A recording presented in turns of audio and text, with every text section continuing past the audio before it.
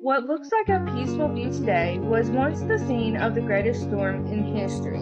Let's dive into Genesis chapter 7. The Lord then said to Noah, "Go into the ark, you and your whole family, because I have found you righteous in this nation. Take with you 7 pairs of every kind of clean animal, a male and its mate, and 1 pair of every kind of unclean animal, a male and its mate. And also 7 pairs of every kind of bird, male and female, to keep their various kinds alive throughout the earth. 7 days from now I will send rain on the earth for 40 days and 40 nights, and I will wipe from the face of the earth every living creature I have made." And Noah did all that the Lord commanded him. Noah was 600 years old when the flood waters came on the earth, and Noah and his son and his wife and his son's wives entered the ark to escape the water of the flood.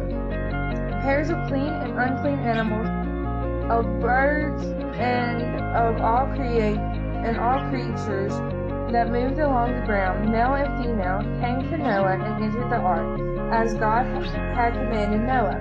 And after the 7 days the flood waters came on the earth. In the 600th year of Noah's life, on the 7th day of the 2nd month, on that day all the springs of the great deep burst forth, and the floodgates of heaven were opened, and rain fell on earth 40 days and 40 nights. On that very day Noah and his sons, Shem, Ham, and Japheth, together with his wife and the wives of his 3 sons, entered the ark.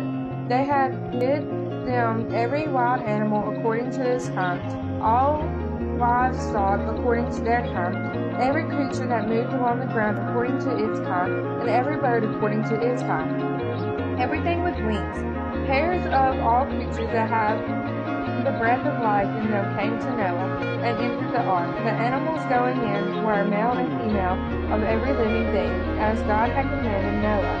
Then the Lord shut him in for 40 days. The flood kept coming on the earth, and as the waters increased, they lifted the ark high above the earth.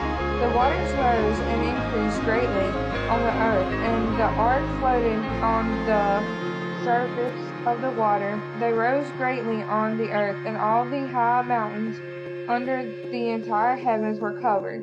The waters rose and covered the mountains to a depth of more than 15 cubits. Every living thing that moved on land perished, birds, livestock, wild animals, all the creatures that swarmed over the earth, all mankind, everything on dry land that had the breath of life in its nostrils, died.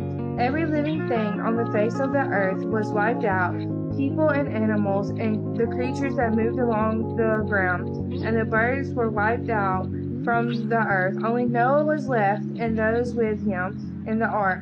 The waters flooded the earth for 150 days.